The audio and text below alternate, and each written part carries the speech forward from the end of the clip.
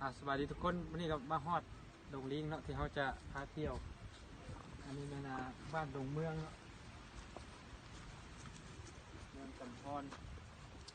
เราอยากมาเที่ยวแล้วมาเบิ่งธรรมชาติอย่างนี้เมืองจำพรบ้านดงลิงบ้านดงเมืองเนาะใช่ป่ะในสัญญาณดงลิงเบิ่งนี่เนาะทุกคนเนาะแบบแถวนี้จะมีตะลีเบิดนี่นะมันจะจุดลองเบิ่ง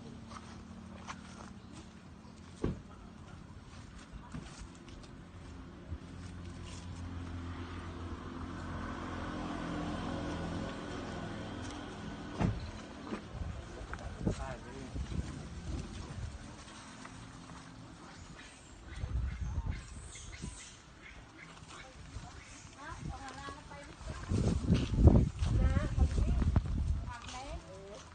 เขาอยู่ทางไหนปุ๊กย่างเขารถแล้วจ่ายเงินแล้วเขารถ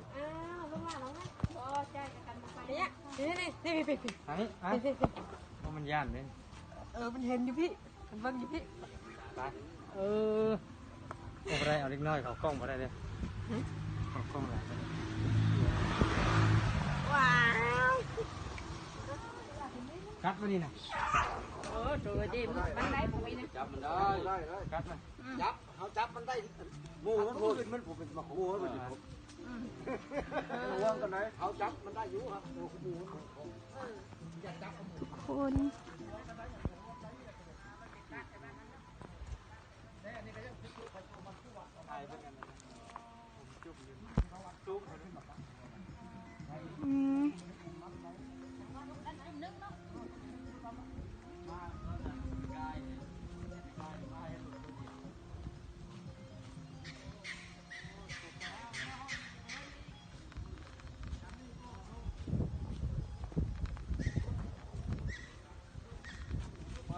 นี่นะทุกคน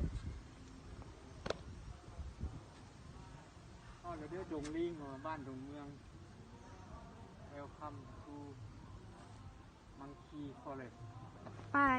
มันจำพรเกินตอนนักเรียนเนาะย่างเขาไปเลยอยู่ที่ท่าของเพิ่น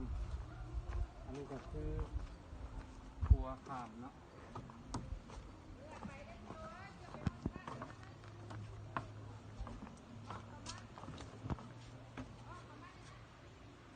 เขาอยู่ไหนพูดเดี๋ยวจะเข้าไปตามให้เนาะ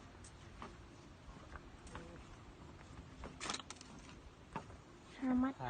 ยังให้กันเลยทุกคนมีตะลี่มีลิ้น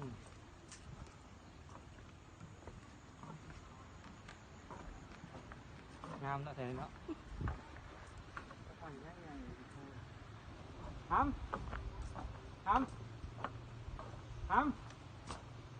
มันเข้าไปกับใครบอกยัง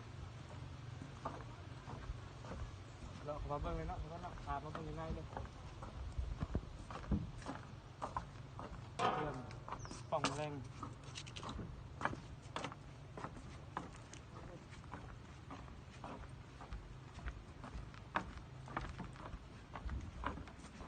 ขู่ที่นี่ธรรมชาติสุด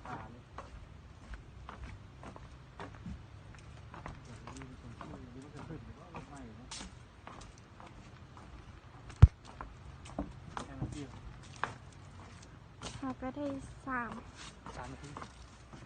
เขาบังคับไปเถอะวะยัก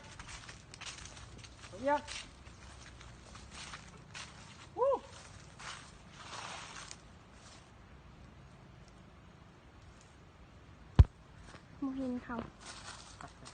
ขอบคุณทุกคนเนาะนี่ก็คือป่าดงลิงเนาะเราอยู่ในนี่ผมก็เห็นลิงมันส่วนหลายลิงจะอยู่แถวนอกเนาะ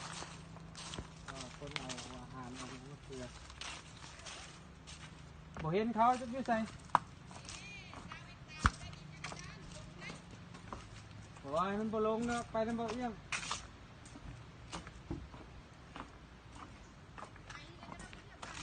ได้ที่พอละ